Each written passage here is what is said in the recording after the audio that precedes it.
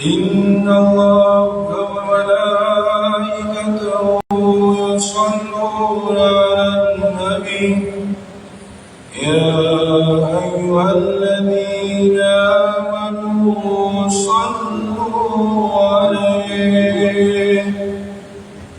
صلوا عليه وسلموا تسليما.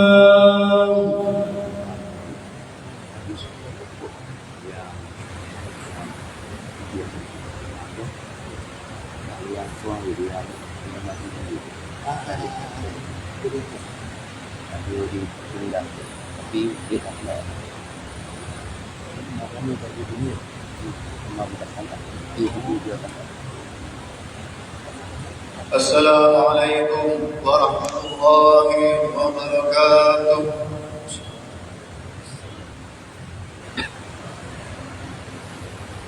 Allahu Akbar, Allahu Akbar,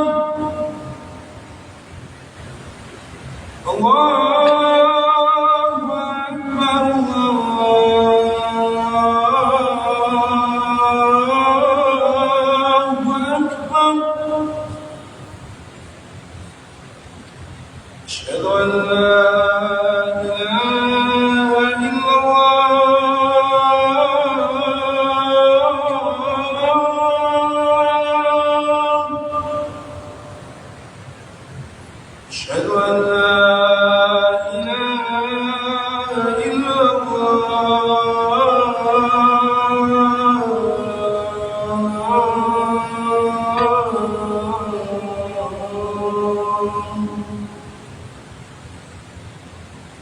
أشهد أن محمدا رسول الله.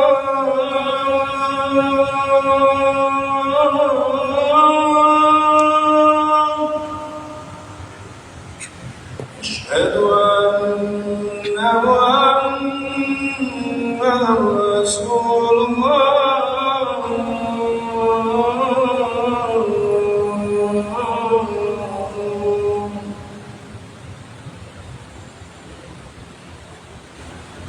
حي على الصلاة.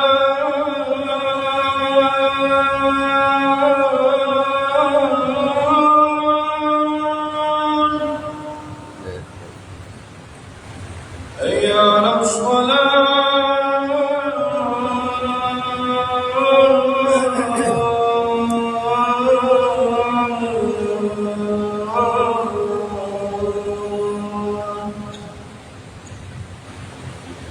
حي على الفلاح.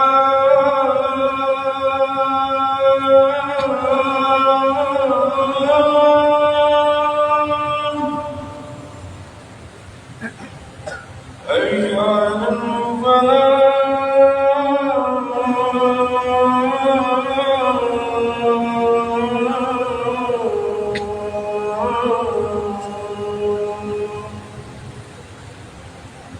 الله أكبر، الله أكبر.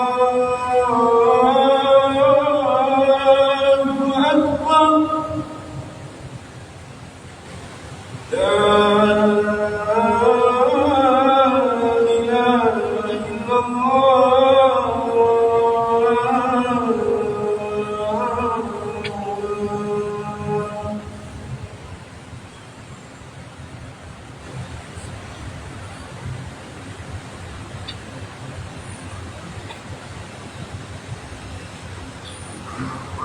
Sedang jemaah yang dirahmati Allah SWT, diminta para jemaah sekalian berhenti daripada berkata-kata bila khatim salam khutbah kerana hadis Nabi Muhammad SAW yang telah diriwayatkan oleh Abu Hurairah radhiyallahu anhu yang bermaksud barang siapa yang berkata-kata apabila khatim salam khutbah walaupun dengan menegur sahabatnya diam sekalipun, nescaya luputlah pada solat fardu Jumaatnya.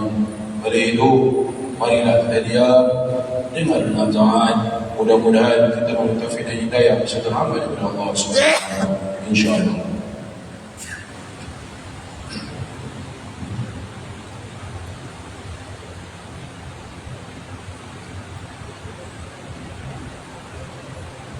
Alhamdulillahil qail, ad-daru ya'radu عليها غدوا وعشيا ويوم تقوم الساعة أدخلوا آل فرعون أشد العذاب. أشهد أن لا إله إلا الله وحده لا شريك له وأشهد أن سيدنا محمدا عبده ورسوله. اللهم صل وسلم على سيدنا محمد وعلى آله وأصحابه أجمعين. أما بعد فيا عباد الله اتقوا الله أوصيكم وإياي بتقوى الله وقد فاز المتقون. قال الله تعالى في كتابه العزيز: يا أيها الذين آمنوا أطيعوا الله وأطيعوا الرسول وأولي الأمر منكم فإن تنازعتم في شيء فردوه إلى الله والرسول إن كنتم تؤمنون بالله واليوم الآخر ذلك خير وأحسن تأويلا. Bermaksud, wahai orang yang beriman, taatlah kamu kepada Allah dan taatlah kamu kepada Rasulullah dan kepada ulil amr, yaitu orang yang berkuasa daripada kalangan kamu.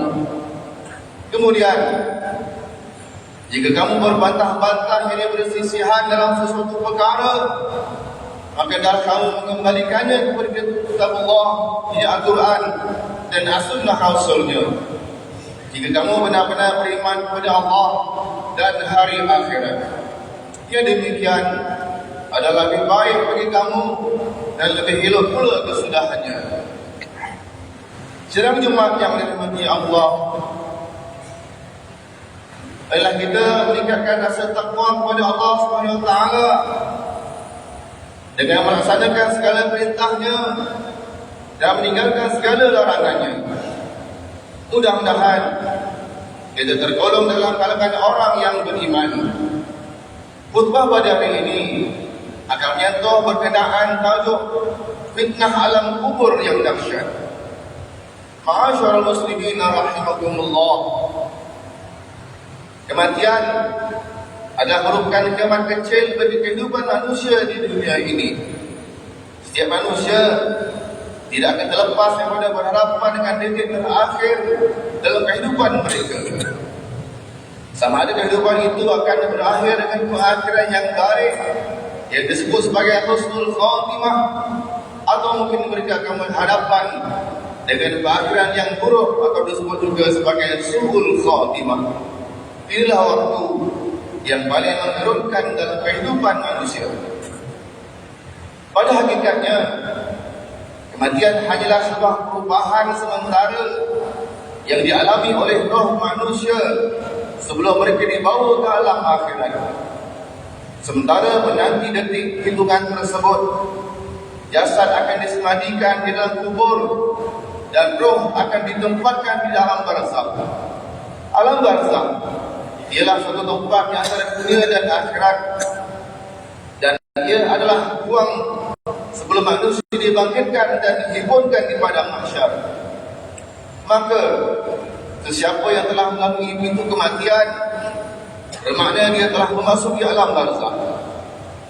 Allah SWT memberi gambaran tentang hal ini menerusi firman-Nya dalam surah Ghafir ayat 46, sebagaimana yang dibacakan pada awal khutbah tadi, yang bermaksud mereka dihadapkan kepada barang api neraka pagi dan petang semasa mereka berada di alam barzakh. Pada hari berlakunya kiamat pula, malaikat diperintahkan, masukkanlah Fir'aun dan kaumnya ke dalam azab siksa api neraka yang paling dahsyat. Kaum muslimin yang dirahmati Allah sekalian, alam barzakh juga dikenali dengan panggilan alam kubur bagi sesetengah masyarakat. Ketika manusia meninggalkan kehidupan dunia, mereka akan berhadapan dengan satu ujian yang sangat besar, yaitu soalan kubur. Dalam satu hadis sahih yang diriwayatkan daripada Sayyidina Anas bin Malik radhiyallahu anhu, baginda Rasulullah SAW pernah menceritakan kepada para sahabat tentang apa yang akan berlaku selepas manusia mati dan dikebumikan di dalam tanah. Setelah selesai jenazah dikebumikan dan orang yang datang berziarah mulai pulang, maka akan datang dua malaikat lalu mendudukkan orang yang mati itu dan bertanya dengan beberapa soalan tentang akidah dan keyakinan ketika di dunia. Kedua malaikat ini bertanya kepada orang yang mati tentang Rasulullah SAW. Mereka berkata, apakah yang kamu ketahui tentang laki-laki ini? Iaitu merujuk kepada Nabi Muhammad SAW. Apabila yang menjawab itu orang yang beriman, maka dia akan menjawab, aku bersaksi bahawa dia adalah hamba Allah dan utusannya. Maka mereka itu berkata kepadanya, lihatlah tempat dudukmu di neraka yang Allah telah gantikannya dengan sebuah tempat di syurga. Maka orang itu dapat melihat gambaran syurga dan kuburnya dilapang dengan seluas-luasnya. Adapun apabila yang menjawab soalan itu dari kalangan orang kafir atau munafik, maka mereka akan terdiam dan tidak mampu menjawab soalan daripada malaikat mungkar dan nakir. Lalu orang yang mati itu dipukul dengan sebuah tukul besar daripada besi, sehingga hentaman itu mengeluarkan suara jeritan yang dapat didengar oleh semua makhluk yang berada di sekitarnya kecuali jin dan manusia. Begitu juga dalam hadis yang diriwayatkan daripada Al-Bara bin Azib radhiyallahu anhu, bahawa orang yang meninggal itu akan ditanya tentang siapakah Tuhannya, apakah agamanya, dan siapakah nabinya. Semua soalan-soalan ini akan ditanya dan setiap orang tidak akan terlepas daripada ujian ini. Sidang hadirin yang dimuliakan Allah sekalian, walaupun soalan-soalan yang akan ditanya oleh malaikat ini telah kita ketahui, namun belum tentu kita mampu untuk menjawabnya di alam kubur nanti. Ini kerana yang akan mempertahankan kita di alam kubur nanti bukanlah hafazan dan ingatan kita, akan tetapi iman dan amalan yang kita lakukan ketika di dunia dahulu yang akan berucap. Bahkan soalan-soalan inilah yang sering dibacakan ketika talqin jenazah. Oleh kerana itu, sunat hukumnya dibacakan talqin kepada jenazah yang telah meninggal dunia dan didengar oleh semua orang yang hamil. Talqin yang dibacakan kepada jenazah ini bukan hanya bermanfaat untuk orang yang telah mati, akan tetapi ia bermanfaat bagi orang yang masih hidup, supaya mengambil ibrah daripada nasihat dan peringatan tersebut. Hal ini dapat memberi kesan kepada hati supaya mengingati tentang perjalanan hidup di atas dunia yang sangat pendek dan bersedia untuk menghadapi alam kematian yang boleh datang pada bila-bila masa.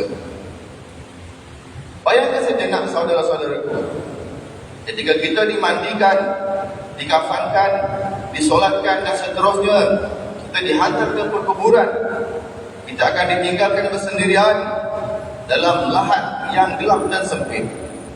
Ibu bapa, pasangan suami atau isteri, anak-anak dan sahabat handai pulang meninggalkan kita sendirian.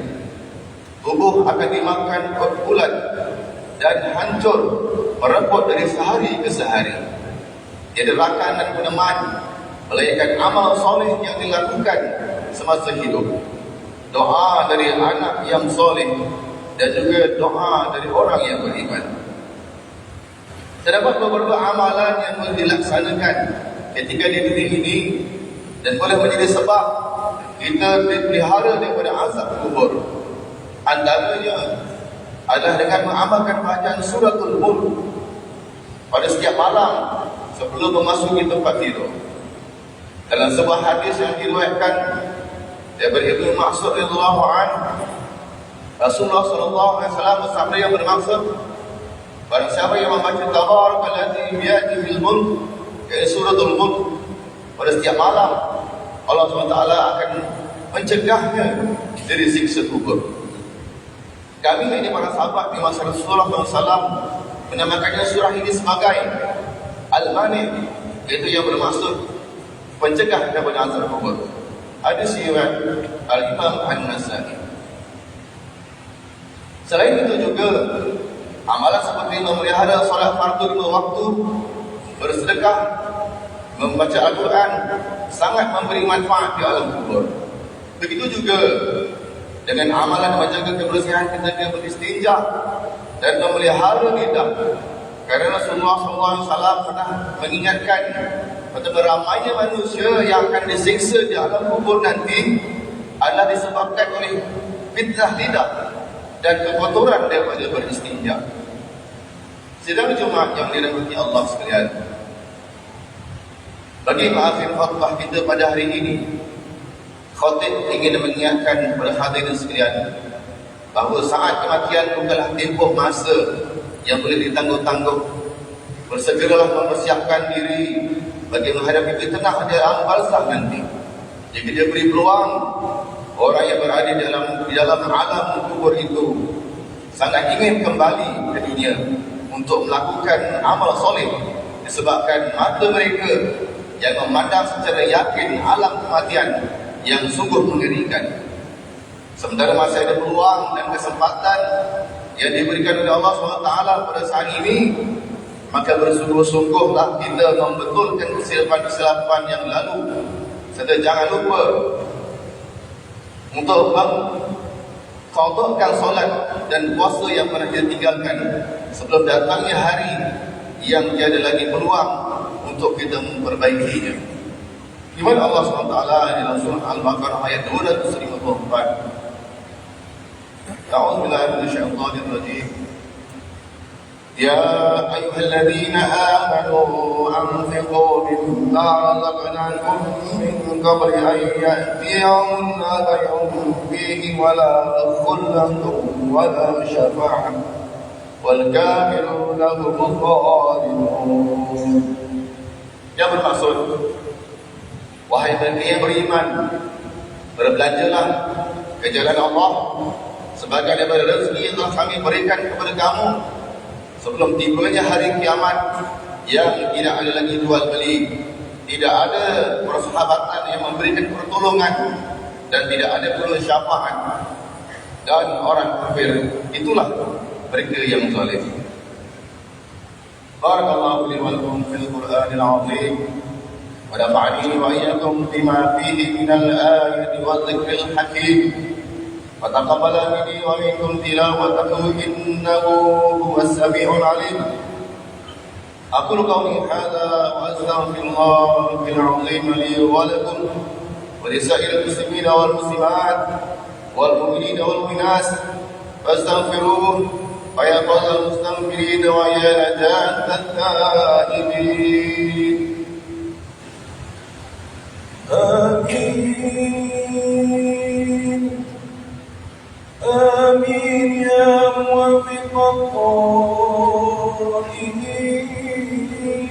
الطائعين، وفقنا من طاعتك أجمعين، وتب علينا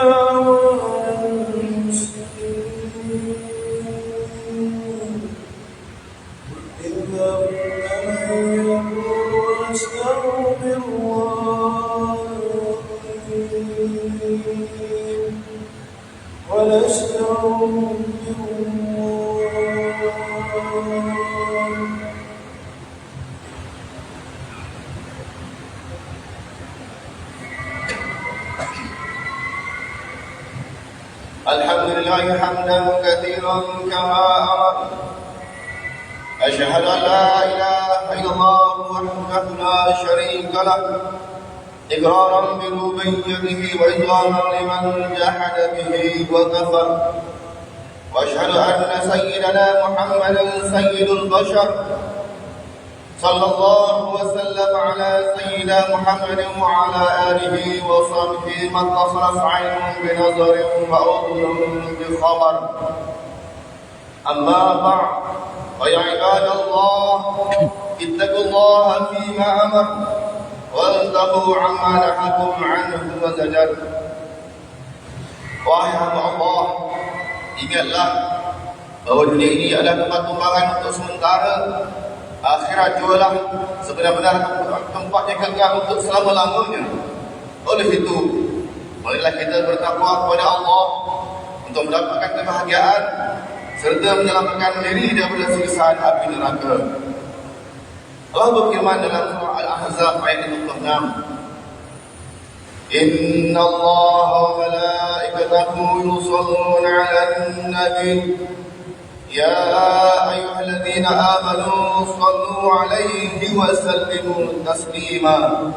Bermaksud, sesungguhnya Allah dan malaikatnya bersalawat, jadi memberi segala penghormatan dan kebaikan kepada Nabi Muhammad sallallahu alaihi wasallam.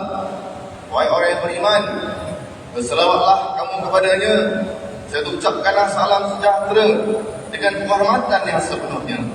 Allahumma shalli wa sallim ala sayyidina Muhammad wa ala ali sayyidina wa maulana Muhammad. Mari kita bermohon kepada Allah Subhanahu wa taala semoga Allah meridhai khalifah Rasulullah sallallahu alaihi wasallam, ila Sayyidina Abu Bakar As-Siddiq radhiyallahu anhu, Sayyidina Umar bin Khattab radhiyallahu anhu, Sayyidina Utsman bin Affan radhiyallahu anhu, dan Sayyidina Ali bin Abi Thalib radhiyallahu anhu, dan sahabat-sahabat baginda yang sama-sama berjuang menegakkan agama Allah yang maha suci ini radhiyallahu anhum.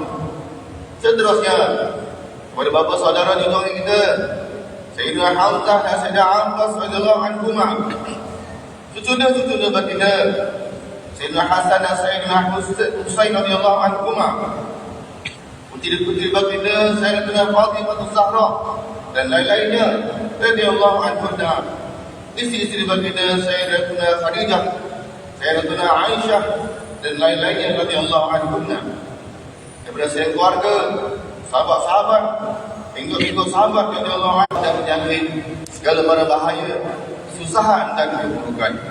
Ya Allah, berikan kemuliaan dan kesejahteraan kepada mereka yang berjihad dan menafkahkan hartanya ke jalan-Mu, seperti pembayar-pembayar zakat, wakaf-wakaf dan seumpamanya.